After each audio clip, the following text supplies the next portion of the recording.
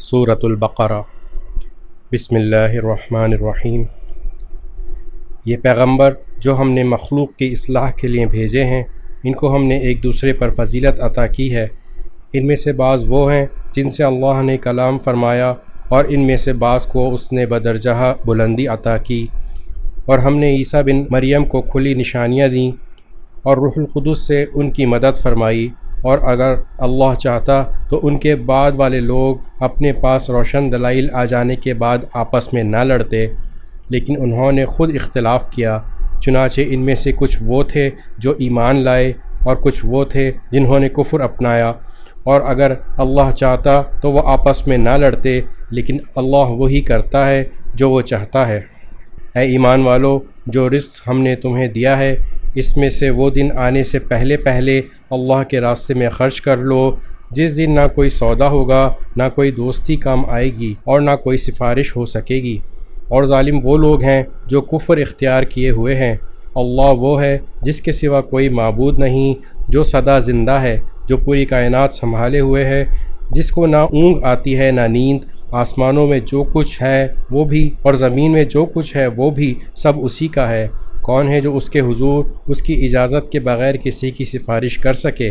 وہ سارے بندوں کے تمام آگے پیچھے کے حالات کو خوب جانتا ہے، اور وہ لوگ اس کے علم کی کوئی بات اپنے علم کے دائرے میں نہیں لا سکتے، سوائے اس بات کے جسے وہ خود چاہے۔ اس کی کرسی نے سارے آسمانوں اور زمین کو گھیرا ہوا ہے، اور ان دونوں کی نگہبانی سے اسے ذرا بھی بوجھ نہیں ہوتا۔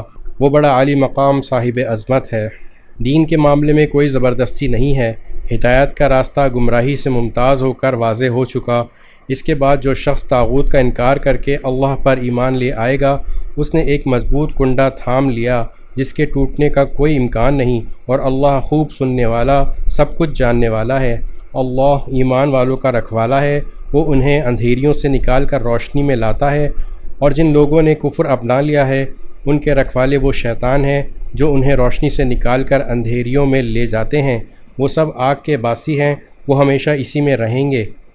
کیا تم نے اس شخص کے حال پر غور کیا جس کو اللہ نے سلطنت کیا دے دی تھی کہ وہ اپنے پروردگار کے وجود ہی کے بارے میں ابراہیم سے بحث کرنے لگا؟ جب ابراہیم نے کہا کہ میرا پروردگار وہ ہے جو زندگی بھی دیتا ہے اور موت بھی، تو وہ کہنے لگا کہ میں بھی زندگی دیتا ہوں اور موت دیتا ہوں۔ ابراہیم نے کہا اچھا، اللہ تو سورج کو مشرق سے نکالتا ہے، تم ذرا اسے مغرب سے تو نکال کر لاؤ۔ اس پر وہ کافر مبہوت ہو کر رہ گیا، اور اللہ ایسے ظالموں کو ہدایت نہیں دیا کرتا۔ یا تم نے اس جیسے شخص کے واقعے پر غور کیا جس کا ایک بستی پر ایسے وقت گزر ہوا جب وہ چھتوں کے بل گری پڑی تھی؟ اس نے کہا کہ اللہ اس بستی کو اس کے مرنے کے بعد کیسے زندہ کرے گا؟ پھر اللہ نے اس شخص کو 100 سال تک کے لیے موت دی، اس کے بعد زندہ کر دیا، اور پھر پوچھا کہ تم کتنے عرصے تک اس حالت میں پڑے رہے ہو؟ اس نے کہا ایک دن یا ایک دن کا کچھ حصہ۔ اللہ نے کہا نہیں، بلکہ تم 100 سال اسی طرح رہے ہو۔ اب اپنے کھانے پینے کی چیزوں کو دیکھو کہ وہ ذرا نہیں سڑیں، اور دوسری طرف اپنے گدھے کو دیکھو کہ گل سڑ کر اس کا کیا حال ہو گیا ہے۔ اور یہ ہم نے اس لیے کیا تاکہ ہم تمہیں لوگوں کے لیے اپنی قدرت کا ایک نشان بنا دیں۔ اور اب اپنے گدھے کی ہڈیوں کو دیکھو کہ ہم کس طرح انہیں اٹھاتے ہیں، پھر ان کو گوشت کا لباس پہناتے ہیں۔ چنانچہ جب حقیقت کھل کر ان کے سامنے آ گئی تو وہ بول اٹھا، مجھے یقین ہے کہ اللہ ہر چیز پر قدرت رکھتا ہے۔ اور اس وقت کا تذکرہ سنو جب ابراہیم نے کہا تھا کہ میرے پروردگار مجھے دکھائیے کہ آپ مردوں کو کیسے زندہ کرتے ہیں۔ اللہ نے کہا کیا تمہیں یقین نہیں؟ کہنے لگے یقین کیوں نہیں ہوتا، مگر یہ خواہش اس لیے کی ہے تاکہ میرے دل کو پورا اطمینان ہو جائے۔ اللہ نے کہا اچھا، تو 4 پرندے لے لو اور انہیں اپنے سے مانوس کر لو، پھر ان کو ذبح کر کے ان کا ایک ایک حصہ ہر پہاڑ پر رکھ دو، پھر ان کو بلاؤ، وہ چاروں تمہارے پاس دوڑے چلے آئیں گے۔ اور جان رکھو کہ اللہ پوری طرح صاحب اقتدار بھی ہے، اعلیٰ درجے کی حکمت والا بھی۔ جو لوگ اللہ کے راستے میں اپنا مال خرچ کرتے ہیں، ان کی مثال ایسی ہے جیسے ایک دانہ 7 بالیں اگائے اور ہر بال میں 100 دانے ہوں، اور اللہ جس کے لیے چاہتا ہے ثواب میں کئی گنا اضافہ کر دیتا ہے۔ اللہ بہت وسعت والا، بڑے علم والا ہے۔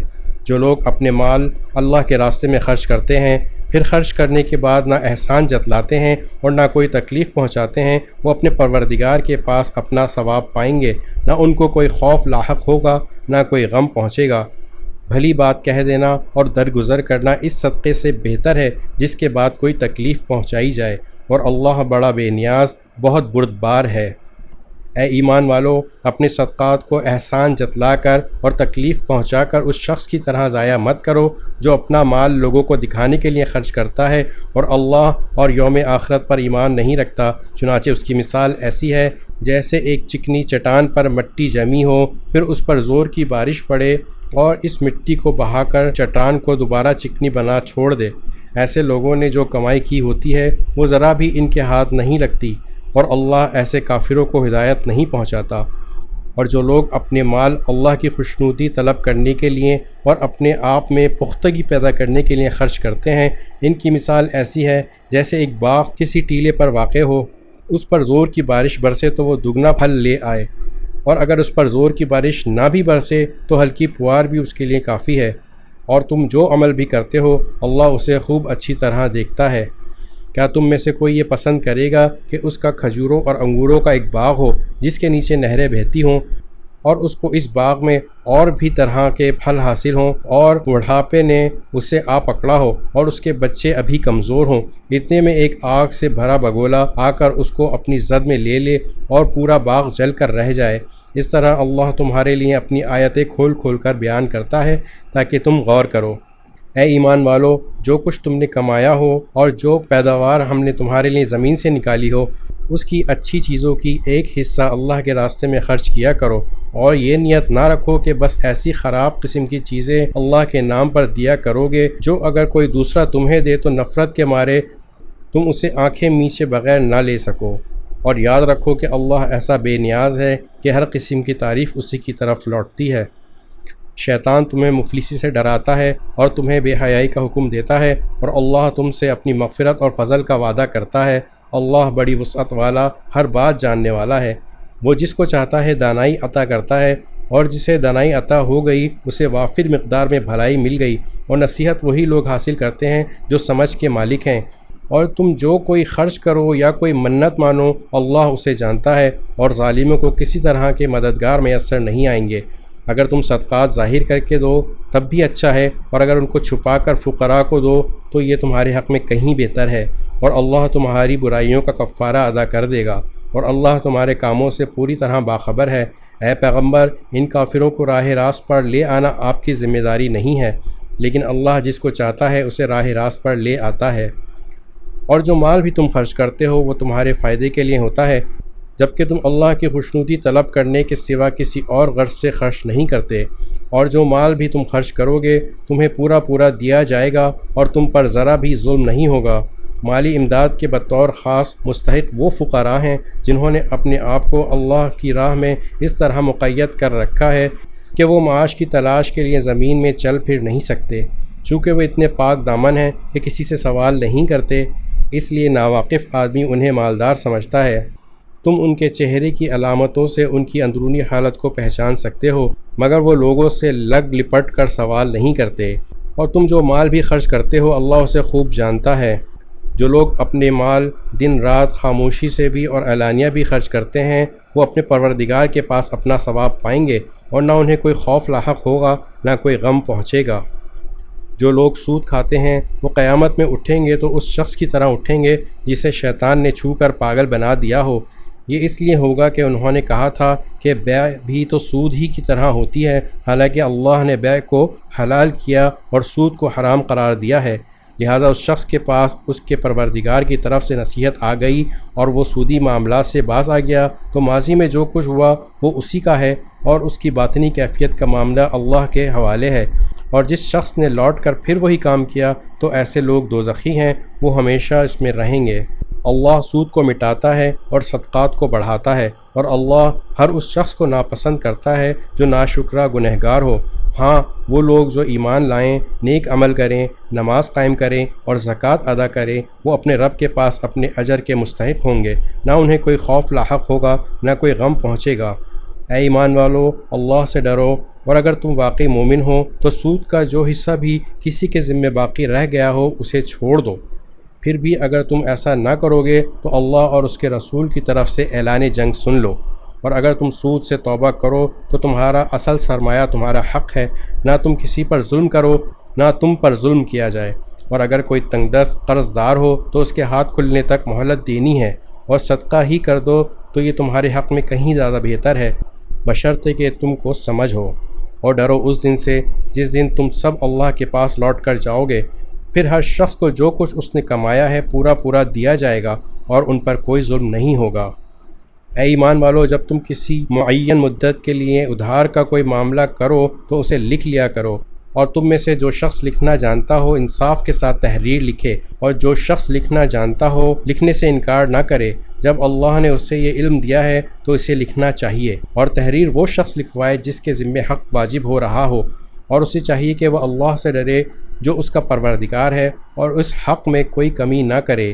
ہاں، اگر وہ شخص جس کے ذمہ حق واجب ہو رہا ہے ناسمجھ یا کمزور ہو یا کسی وجہ سے تحریر نہ لکھوا سکتا ہو تو اس کا سرپرست انصاف کے ساتھ لکھوائے، اور اپنے میں سے 2 مردوں کو گواہ بنا لو۔ ہاں، اگر 2 مرد موجود نہ ہوں تو 1 مرد اور 2 عورتیں ان گواہوں میں سے ہو جائیں جنہیں تم پسند کرتے ہو، تاکہ اگر ان 2 عورتوں میں سے ایک بھول جائے تو دوسری اسے یاد دلا دے، اور جب گواہوں کو گواہی دینے کے لیے بلایا جائے تو وہ انکار نہ کریں، اور جو معاملہ اپنی میعاد سے وابستہ ہو چاہے وہ چھوٹا ہو یا بڑا اسے لکھنے سے نہ اکتاؤ۔ یہ بات اللہ کے نزدیک زیادہ قرین انصاف اور گواہی کو درست رکھنے کا بہترین ذریعہ ہے، اور اس بات کی قریبی ضمانت ہے کہ تم آئندہ شک میں نہیں پڑو گے۔ ہاں، اگر تمہارے درمیان کوئی نقد لین دین کا سودا ہو تو اس کو نہ لکھنے میں تمہارے لیے کوئی حرج نہیں، اور جب خرید و فروخت کرو تو گواہ بنا لیا کرو، اور نہ لکھنے والے کو کوئی تکلیف پہنچائی جائے نہ گواہ کو، اور اگر ایسا کرو گے تو یہ تمہاری طرف سے نافرمانی ہوگی، اور اللہ کا خوف دل میں رکھو، اللہ تمہیں تعلیم دیتا ہے اور اللہ ہر چیز کا علم رکھتا ہے۔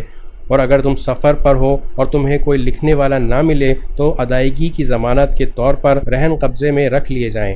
ہاں، اگر تم ایک دوسرے پر بھروسہ کرو تو جس پر بھروسہ کیا گیا ہے وہ اپنی امانت ٹھیک ٹھیک ادا کرے اور اللہ سے ڈرے جو اس کا پروردگار ہے، اور گواہی کو نہ چھپاؤ، اور جو گواہی کو چھپائے وہ گنہگار دل کا حامل ہے، اور جو عمل بھی تم کرتے ہو اللہ اس سے خوب واقف ہے۔ اور جو کچھ آسمانوں میں ہے اور جو کچھ زمین میں ہے سب اللہ ہی کا ہے، اور جو باتیں تمہارے دلوں میں ہیں وہ تم ان کو ظاہر کرو یا چھپاؤ اللہ تم سے ان کا حساب لے گا، پھر جس کو چاہے گا معاف کر دے گا اور جس کو چاہے گا سزا دے گا، اور اللہ ہر چیز پر قدرت رکھتا ہے۔ یہ رسول یعنی حضرت محمد صلی اللہ علیہ وآلہ وسلم اس چیز پر ایمان لائے ہیں جو ان کی طرف ان کے رب کی طرف سے نازل کی گئی ہے، اور ان کے ساتھ تمام مسلمان بھی، یہ سب اللہ پر، اس کے فرشتوں پر، اس کی کتابوں پر اور اس کے رسولوں پر ایمان لائے ہیں۔ وہ کہتے ہیں کہ ہم اس کے رسولوں کے درمیان کوئی تفریق نہیں کرتے کہ کسی پر ایمان لائیں کسی پر نہ لائیں۔ وہ یہ کہتے ہیں کہ ہم نے اللہ اور رسول کے احکام کو توجہ سے سن لیا ہے اور ہم خوشی سے ان کی تعمیل کرتے ہیں۔ اے ہمارے پروردگار، ہم آپ کی مغفرت کے طلبگار ہیں اور آپ ہی کی طرف ہمیں لوٹ کر جانا ہے۔ اللہ کسی بھی شخص کو اس کی وسعت سے زیادہ ذمہ داری نہیں سونپتا، اس کو فائدہ بھی اسی کام سے ہوگا جو وہ اپنے ارادے سے کرے، اور نقصان بھی اسی کام سے ہوگا جو اپنے ارادے سے کرے۔ مسلمانوں، اللہ سے یہ دعا کیا کرو، اے ہمارے پروردگار، اگر ہم سے کوئی بھول چوک ہو جائے تو ہماری گرفت نہ فرمائیے، اور اے ہمارے پروردگار، ہم پر اس طرح کا بوجھ نہ ڈالیے جیسا آپ نے ہم سے پہلے لوگوں پر ڈالا تھا، اور اے ہمارے پروردگار، ہم پر ایسا بوجھ نہ ڈالیے جسے اٹھانے کی ہم میں طاقت نہ ہو، اور ہماری خطاؤں سے درگزر فرمائیے، ہمیں بخش دیجیے اور ہم پر رحم فرمائیے۔ آپ ہی ہمارے حامی و ناصر ہیں، اس لیے کافر لوگوں کے مقابلے میں ہمیں نصرت عطا فرمائیے۔ سورہ آل عمران۔ بسم اللہ الرحمن الرحیم۔ الف لام میم۔ اللہ وہ ہے جس کے سوا کوئی معبود نہیں، جو سدا زندہ ہے، جو پوری کائنات سنبھالے ہوئے ہے۔ اس نے تم پر وہ کتاب نازل کی ہے جو حق پر مشتمل ہے، جو اپنے سے پہلے کی کتابوں کی تصدیق کرتی ہے، اور اسی نے تورات اور انجیل اتاری، اور جو اس سے پہلے لوگوں کے لیے مجسم ہدایت بن کر آئی تھیں، اور اسی نے حق و باطل کو پرکھنے کا معیار نازل کیا۔ بے شک جن لوگوں نے اللہ کی آیتوں کا انکار کیا ہے ان کے لیے سخت عذاب ہے، اور اللہ زبردست اقتدار کا مالک اور برائی کا بدلہ دینے والا ہے۔ یقین رکھو کہ اللہ سے کوئی چیز چھپ نہیں سکتی، نہ زمین میں نہ آسمان میں۔ وہی ہے جو ماؤں کے پیٹ میں جس طرح چاہتا ہے تمہاری صورتیں بنا دیتا ہے، اس کے سوا کوئی معبود نہیں۔ وہ زبردست اقتدار کا بھی مالک ہے، اعلیٰ درجے کی حکمت کا بھی۔ اے رسول، وہی اللہ ہے جس نے تم پر کتاب نازل کی ہے، جس کی کچھ آیتیں تو محکم ہیں جن پر کتاب کی اصل بنیاد ہے، اور کچھ دوسری آیتیں متشابہ ہیں۔ اب جن لوگوں کے دلوں میں ٹیڑھ ہے وہ ان متشابہ آیتوں کے پیچھے پڑے رہتے ہیں تاکہ فتنہ پیدا کریں اور ان آیتوں کی تاویلات تلاش کریں، حالانکہ ان آیتوں کا ٹھیک مطلب اللہ کے سوا کوئی نہیں جانتا۔ اور جن لوگوں کا علم پختہ ہے وہ کہتے ہیں کہ ہم اس مطلب پر ایمان لاتے ہیں جو اللہ کو معلوم ہے، سب کچھ ہمارے پروردگار ہی کی طرف سے ہے، اور نصیحت وہی لوگ حاصل کرتے ہیں جو عقل والے ہیں۔ ایسے لوگ یہ دعا کرتے ہیں، اے ہمارے رب، تو نے ہمیں جو ہدایت عطا فرمائی ہے اس کے بعد ہمارے دلوں میں ٹیڑھ پیدا نہ ہونے دے، اور خاص اپنے پاس سے ہمیں رحمت عطا فرما۔ بے شک تیری اور صرف تیری ذات وہ ہے جو بے انتہا بخشش کی خوگر ہے۔ اے ہمارے پروردگار، تو تمام انسانوں کو ایک ایسے دن جمع کرنے والا ہے جس کے آنے میں کوئی شک نہیں۔ بے شک اللہ اپنے وعدے کی خلاف ورزی نہیں کرتا۔ حقیقت یہ ہے کہ جن لوگوں نے کفر اپنا لیا ہے، اللہ کے مقابلے میں نہ ان کی دولت ان کے کام آئے گی، نہ ان کی اولاد، اور وہی ہیں جو آگ کا ایندھن بنیں گے۔ ان کا حال فرعون اور اس سے پہلے کے لوگوں کے معاملے جیسا ہے، انہوں نے ہماری آیتوں کو جھٹلایا، چنانچہ اللہ نے ان کو ان کے گناہ کی وجہ سے پکڑ میں لے لیا، اور اللہ کا عذاب بڑا سخت ہے۔ جن لوگوں نے کفر اپنا لیا ہے ان سے کہہ دو کہ تم مغلوب ہوگے اور تمہیں جمع کر کے جہنم کی طرف لے جایا جائے گا، اور وہ بہت برا بچھونا ہے۔ تمہارے لیے ان دو گروہوں کے واقعے میں بڑی نشانی ہے جو ایک دوسرے سے ٹکرائے تھے۔ ان میں سے ایک گروہ اللہ کے راستے میں لڑ رہا تھا، اور دوسرا کافروں کا گروہ تھا جو اپنے آپ کو کھلی آنکھوں ان سے کئی گنا زیادہ دیکھ رہا تھا، اور اللہ جس کی چاہتا ہے اپنی مدد سے تائید کرتا ہے۔ بے شک اس واقعے میں آنکھوں والوں کے لیے عبرت کا بڑا سامان ہے۔ لوگوں کے لیے ان چیزوں کی محبت خوشنما بنا دی گئی ہے جو ان کی نفسانی خواہش کے مطابق ہوتی ہے، یعنی عورتیں، بچے، سونے چاندی کے لگے ہوئے ڈھیر، نشان لگائے ہوئے گھوڑے، چوپائے اور کھیتیاں۔ یہ سب دنیاوی زندگی کا سامان ہے، لیکن ابدی انجام کا حسن تو صرف اللہ کے پاس ہے۔ کہہ دو، کیا میں تمہیں وہ چیزیں بتاؤں جو ان سے کہیں بہتر ہیں؟ جو لوگ تقوی اختیار کرتے ہیں ان کے لیے ان کے رب کے پاس وہ باغات ہیں جن کے نیچے نہریں بہتی ہیں، جن میں وہ ہمیشہ رہیں گے، اور پاکیزہ بیویاں ہیں، اور اللہ کی طرف سے خوشنودی ہے، اور تمام بندوں کو اللہ اچھی طرح دیکھ رہا ہے۔ یہ وہ لوگ ہیں جو کہتے ہیں کہ اے ہمارے پروردگار، ہم آپ پر ایمان لے آئے ہیں، اب ہمارے گناہوں کو بخش دیجئے اور ہمیں دوزخ کے عذاب سے بچا لیجئے۔ یہ لوگ بڑے صبر کرنے والے ہیں، سچائی کے خوگر ہیں، عبادت گزار ہیں، اللہ کی خوشنودی کے لیے خرچ کرنے والے ہیں، سحری کے اوقات میں استغفار کرتے رہتے ہیں۔ اللہ نے خود اس بات کی گواہی دی ہے، اور فرشتوں اور اہل علم نے بھی، کہ اس کے سوا کوئی معبود نہیں جس نے انصاف کے ساتھ کائنات کا انتظام سنبھالا ہوا ہے۔ اس کے سوا کوئی عبادت کے لائق نہیں جس کا اقتدار بھی کامل ہے، حکمت بھی کامل۔ بے شک معتبر دین تو اللہ کے نزدیک اسلام ہی ہے، اور جن لوگوں کو کتاب دی گئی تھی انہوں نے الگ راستہ لا علمی میں نہیں بلکہ علم آ جانے کے بعد محض آپس کی ضد کی وجہ سے اختیار کیا۔ اور جو شخص بھی اللہ کی آیتوں کو جھٹلائے تو اسے یاد رکھنا چاہیے کہ اللہ بہت جلد حساب لینے والا ہے۔ پھر بھی اگر یہ تم سے جھگڑیں تو کہہ دو کہ میں نے تو اپنا رخ اللہ کی طرف کر لیا ہے، اور جنہوں نے میری اتباع کی ہے انہوں نے بھی۔ اور اہل کتاب سے اور عرب کے ان پڑھ مشرکین سے کہہ دو، کیا تم بھی اسلام لاتے ہو؟ پھر اگر وہ اسلام لے آئیں تو ہدایت پا جائیں گے، اور اگر انہوں نے منہ موڑا تو تمہاری ذمہ داری صرف پیغام پہنچانے کی حد تک ہے، اور اللہ تمام بندوں کو خود دیکھ رہا ہے۔ جو لوگ اللہ کی آیتوں کو جھٹلاتے ہیں اور نبیوں کو ناحق قتل کرتے ہیں اور انصاف کی تلقین کرنے والے لوگوں کو بھی قتل کرتے ہیں، ان کو دردناک عذاب کی خوشخبری سنا دو۔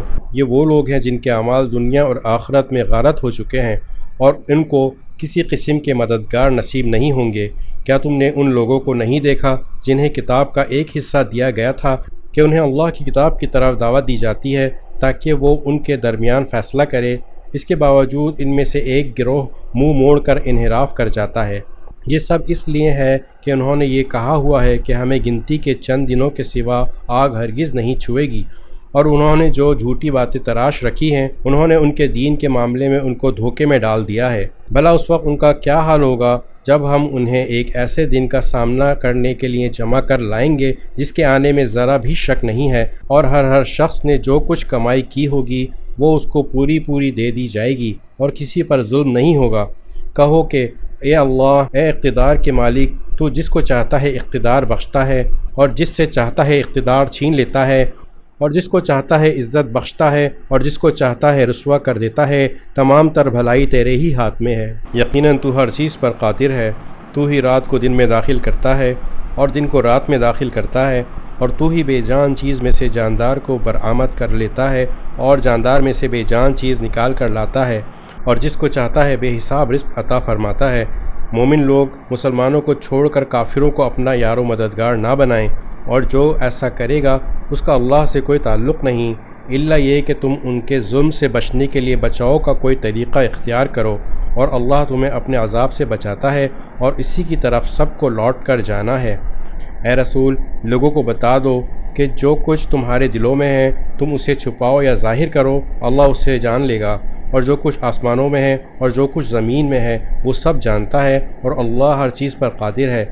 وہ دن یاد رکھو جس دن کسی بھی شخص نے نیکی کا جو کام کیا ہوگا اسے اپنے سامنے موجود پائے گا، اور برائی کا جو کام کیا ہوگا اس کو بھی اپنے سامنے دیکھ کر یہ تمنا کرے گا کہ کاش اس کے اور اس کی بدی کے درمیان بہت دور کا فاصلہ ہوتا، اور اللہ تمہیں اپنے عذاب سے بچاتا ہے، اور اللہ بندوں پر بہت شفقت رکھتا ہے۔ اے پیغمبر، لوگوں سے کہہ دو کہ اگر تم اللہ سے محبت رکھتے ہو تو میری اتباع کرو، اللہ تم سے محبت کرے گا اور تمہاری خاطر تمہارے گناہ معاف کر دے گا، اور اللہ بہت معاف کرنے والا بڑا مہربان ہے۔ کہہ دو کہ اللہ اور رسول کی اطاعت کرو، پھر بھی اگر منہ موڑو گے تو اللہ کافروں کو پسند نہیں کرتا۔ اللہ نے آدم، نوح، ابراہیم کے خاندان اور عمران کے خاندان کو چن کر تمام جہانوں پر فضیلت دی تھی۔ یہ ایسی نسل تھی جس کے افراد نیکی اور اخلاص میں ایک دوسرے سے ملتے جلتے تھے، اور اللہ ہر ایک کی بات سننے والا ہے، ہر چیز کا علم رکھتا ہے۔ چنانچہ اللہ کے دعا سننے کا وہ واقعہ یاد کرو جب عمران کی بیوی نے کہا تھا، یا رب، میں نے نظر مانی ہے کہ میرے پیٹ میں جو بچہ ہے میں اسے ہر کام سے آزاد کر کے تیرے لیے وقف رکھوں گی، میری اس نظر کو قبول فرما، بے شک تو سننے والا ہے، ہر چیز کا علم رکھتا ہے۔ پھر جب ان سے لڑکی پیدا ہوئی تو وہ حسرت سے کہنے لگیں، یا رب، یہ تو مجھ سے لڑکی پیدا ہو گئی ہے، حالانکہ اللہ کو خوب علم تھا کہ ان کے یہاں کیا پیدا ہوا ہے، اور لڑکا لڑکی جیسا نہیں ہوتا۔ میں نے اس کا نام مریم رکھ لیا ہے، اور میں اسے اور اس کی اولاد کو شیطان مردود سے حفاظت کے لیے آپ کی پناہ میں دیتی ہوں۔ چنانچہ اس کے رب نے اس مریم کو بطریق احسن قبول کیا اور اسے بہترین طریقے سے پروان چڑھایا، اور زکریا اس کے سرپرست بنے۔ جب بھی زکریا ان کے پاس ان کی عبادت گاہ میں جاتے ان کے پاس کوئی رزق پاتے۔ انہوں نے پوچھا، مریم، تمہارے پاس یہ چیزیں کہاں سے آئیں؟ وہ بولیں، اللہ کے پاس سے، اللہ جس کو چاہتا ہے بے حساب رزق دیتا ہے۔ اس موقع پر زکریا نے اپنے رب سے دعا کی، کہنے لگے، یا رب، مجھے خاص اپنے پاس سے پاکیزہ اولاد عطا فرما، بے شک تو دعا کا سننے والا ہے۔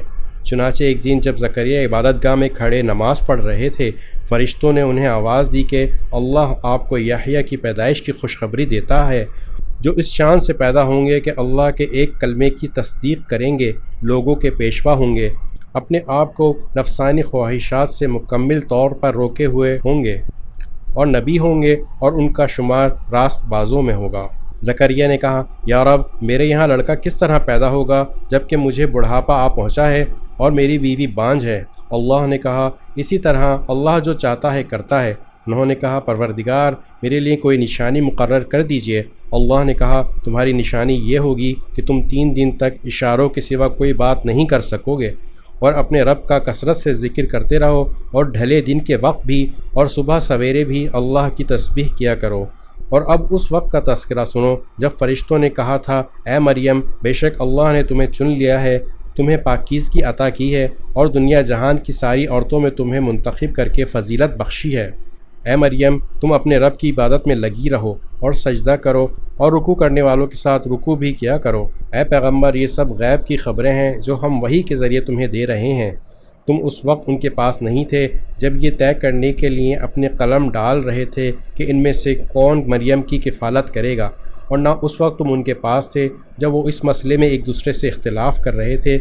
وہ وقت بھی یاد کرو جب فرشتوں نے مریم سے کہا تھا، اے مریم، اللہ تعالیٰ تمہیں اپنے کلمے کی پیدائش کی خوشخبری دیتا ہے، جس کا نام مسیح عیسیٰ بن مریم ہوگا، جو دنیا اور آخرت دونوں میں صاحب وجاہت ہوگا اور اللہ کے مقرب بندوں میں سے ہوگا، اور وہ گہوارے میں بھی لوگوں سے بات کرے گا اور بڑی عمر میں بھی، اور راست باز لوگوں میں سے ہوگا۔ مریم نے کہا پروردگار مجھ سے لڑکا کیسے پیدا ہو جائے گا جبکہ مجھے کسی بشر نے چھوا تک نہیں۔ اللہ نے فرمایا اللہ اسی طرح جس کو چاہتا ہے پیدا کرتا ہے۔ جب وہ کوئی کام کرنے کا فیصلہ کر لیتا ہے تو صرف اتنا کہتا ہے کہ ہو جا، بس وہ ہو جاتا ہے۔ اور وہی اللہ اس کو یعنی عیسیٰ ابن مریم کو کتاب و حکمت اور تورات و انجیل کی تعلیم دے گا اور اسے بنی اسرائیل کے پاس رسول بنا کر بھیجے گا جو لوگوں سے یہ کہے گا کہ میں تمہارے پاس رب کی طرف سے ایک نشانی لے کر آیا ہوں، اور وہ نشانی یہ ہے کہ میں تمہارے سامنے گارے سے پرندے جیسی ایک شکل بناتا ہوں، پھر اس میں پھونک مارتا ہوں تو وہ اللہ کے حکم سے پرندہ بن جاتا ہے، اور میں اللہ کے حکم سے مادر زاد اندھے کو اور کوڑھی کو تندرست کر دیتا ہوں اور مردوں کو زندہ کر دیتا ہوں، اور تم لوگ جو کچھ اپنے گھروں میں کھاتے یا ذخیرہ کر کے رکھتے ہو میں وہ سب بتا دیتا ہوں۔ اگر تم ایمان لانے والے ہو تو ان تمام باتوں میں تمہارے لیے کافی نشانیاں ہیں، اور جو کتاب مجھ سے پہلے آ چکی ہے یعنی تورات، میں اس کی تصدیق کرنے والا ہوں اور اس لیے بھیجا گیا ہوں تاکہ کچھ چیزیں جو تم پر حرام کی گئی تھیں اب وہ تمہارے لیے حلال کر دوں، اور میں تمہارے پاس تمہارے پروردگار کی طرف سے نشانی لے کر آیا ہوں، لہٰذا اللہ سے ڈرو اور میرا کہنا مانو، بے شک اللہ میرا بھی پروردگار ہے اور تمہارا بھی پروردگار، یہی سیدھا راستہ ہے کہ صرف اسی کی عبادت کرو۔ پھر جب عیسیٰ نے محسوس کیا کہ وہ کفر پر آمادہ ہیں تو انہوں نے اپنے پیرووں سے کہا کون کون لوگ ہیں جو اللہ کی راہ میں میرے مددگار ہوں؟ حواریوں نے کہا ہم اللہ کے دین کے مددگار ہیں، ہم اللہ پر ایمان لا چکے ہیں اور آپ گواہ رہیے کہ ہم فرما بردار ہیں۔ اے ہمارے رب، آپ نے جو کچھ نازل کیا ہم اس پر ایمان لائے ہیں اور ہم نے رسول کی اتباع کی ہے، لہٰذا ہمیں ان لوگوں میں لکھ لیجئے جو حق کی گواہی دینے والے ہیں۔ اور ان کافروں نے عیسیٰ علیہ السلام کے خلاف خفیہ تدبیر کی اور اللہ نے بھی خفیہ تدبیر کی، اور اللہ سب سے بہتر تدبیر کرنے والا ہے۔ اس کی تدبیر اس وقت سامنے آئی جب اللہ نے کہا تھا کہ اے عیسیٰ میں تمہیں صحیح سالم واپس لے لوں گا اور تمہیں اپنی طرف اٹھا لوں گا، اور جن لوگوں نے کفر اپنا لیا ہے ان کی ایذا سے تمہیں پاک کر دوں گا، اور جن لوگوں نے تمہاری اتباع کی ہے ان کو قیامت کے دن تک ان لوگوں پر غالب رکھوں گا جنہوں نے تمہارا انکار کیا ہے۔ پھر تم سب کو میرے پاس لوٹ کر آنا ہے، اس وقت میں تمہارے درمیان ان باتوں کا فیصلہ کروں گا جن میں تم اختلاف کرتے تھے۔ چنانچہ جو لوگ ایسے ہیں کہ انہوں نے کفر اپنا لیا ہے ان کو تو میں دنیا اور آخرت میں سخت عذاب دوں گا اور ان کو کسی طرح کے مددگار میسر نہیں آئیں گے، البتہ جو لوگ ایمان لائے ہیں اور انہوں نے نیک عمل کیے ہیں ان کو اللہ ان کا پورا پورا ثواب دے گا، اور اللہ ظالموں کو پسند نہیں کرتا۔ اے پیغمبر یہ وہ آیتیں اور حکمت بھرا ذکر ہے جو ہم تمہیں پڑھ کر سنا رہے ہیں۔ اللہ کے نزدیک عیسیٰ کی مثال آدم جیسی ہے، اللہ نے انہیں مٹی سے پیدا کیا پھر ان سے کہا ہو جا، بس وہ ہو گئے۔ حق وہی ہے جو تمہارے رب کی طرف سے آیا ہے، لہٰذا شک کرنے والوں میں شامل نہ ہو جانا۔ تمہارے پاس عیسیٰ علیہ السلام کے واقعے کا جو صحیح علم آ گیا ہے، اس کے بعد بھی جو لوگ اس معاملے میں تم سے بحث کریں تو ان سے کہہ دو کہ آؤ ہم اپنے بیٹوں کو بلائیں اور تم اپنے بیٹوں کو، اور ہم اپنی عورتوں کو اور تم اپنی عورتوں کو، اور ہم اپنے لوگوں کو اور تم اپنے لوگوں کو، پھر ہم سب مل کر اللہ کے سامنے گڑ گڑائیں، اور جو جھوٹے ہوں ان پر اللہ کی لعنت بھیجیں۔ یقین جانو کہ واقعات کا سچا بیان یہی ہے اور اللہ کے سوا کوئی معبود نہیں، اور یقیناً اللہ ہی ہے جو اقتدار کا بھی مالک ہے، حکمت کا بھی مالک۔ پھر بھی اگر یہ لوگ منہ موڑیں تو اللہ مفسدوں کو اچھی طرح جانتا ہے۔ مسلمانوں، یہود و نصارہ سے کہہ دو کہ اے اہل کتاب، ایک ایسی بات کی طرف آ جاؤ جو ہم تم میں مشترک ہو، اور وہ یہ ہے کہ ہم اللہ کے سوا کسی کی عبادت نہ کریں اور اس کے ساتھ کسی کو شریک نہ ٹھہرائیں، اور اللہ کو چھوڑ کر ہم ایک دوسرے کو رب نہ بنائیں۔ پھر بھی اگر وہ منہ موڑیں تو کہہ دو گواہ رہنا کہ ہم مسلمان ہیں۔ اے اہل کتاب، تم ابراہیم کے بارے میں کیوں بحث کرتے ہو، حالانکہ تورات اور انجیل ان کے بعد ہی تو نازل ہوئی تھی؟ کیا تمہیں اتنی بھی سمجھ نہیں ہے؟ دیکھو یہ تم ہی تو ہو جنہوں نے ان معاملات میں اپنی سی بحث کر لی ہے جن کا تمہیں کچھ نہ کچھ علم تھا۔ اب ان معاملات میں کیوں بحث کرتے ہو جن کا تمہیں سرے سے کوئی علم ہی نہیں ہے؟ اللہ جانتا ہے اور تم نہیں جانتے۔